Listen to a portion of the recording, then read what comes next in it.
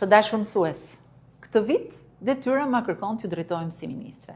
Po zemra më shtyn t'ju flas si një prej jush, sepse arsimi është një profesion që vërtet ushtrohet deri në një farë moshe, por realisht mbetet një mision që të shoqëron gjatë gjithë jetës dhe modeli i secilit përcillet ndër breza. Më vjen mirë që ky 7 mars ju gjen më të vlerësuar, me pagat rritura, fal edhe një tjetër rritje që ka nisur nga janari, edhe me disa nga ngërçet ligjore të zgjidhura për mësuesit e diplomuar para vitit 2017. Ama me përpjekje të vazhdueshme për të përmirësuar gjithmonë mjediset ku ju punoni, sepse duam të mbështesim dhe të lehtësojmë punën tuaj.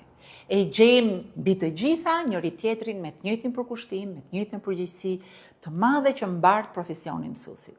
Një përgjegjësi që zyrtarisht mund të mbyllet në orën 2 ose 3 pas ditës, por në të vërtetë vazhdon moralisht gjatë gjithë ditës, 24 orë në 24. Ne e dimë se në një kohë ku teknologjia shpesh konkuron vëmendjen dhe durimin e nxënësve, nuk është e lehtë të jesh mësues, por roli juaj bëhet edhe më i rëndësishëm, sepse orientoni brezat e rinj drejt dijes, mendimin kritik dhe vlerave që ndërtojnë një shoqëri më të mirë.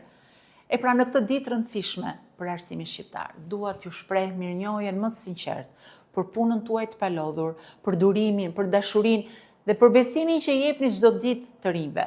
Një falënderim të veçantë e kam këtë vit për mësuesit e rinj. Për ata që kanë lindur pas viteve 90 dhe që në një botë plot mundësi e zgjedhje të tjera profesionale, kanë vendosur të zgjedhin pikërisht mësuesin. T'ju kemi ju në shkolla, është një shenjë shprehëse për arsimin shqiptar, sepse sillni energji të reja, ide të reja dhe një mënyrë të re komunikimi me brezin e nxënësve që po rritet sot. Gëzuar 7 marsin, ditën e mësuesit, ditën tonë. Faleminderit për gjithçka që bëni për fëmijët tanë dhe për të ardhmen e Shqipërisë. Ju paqim të palodhur, me shpirtin e syt plot dritë e me pasion të pashtershëm. Dhe siç themi ne nga Gjirokastra, ju paqa me gjithë zemër, juaja.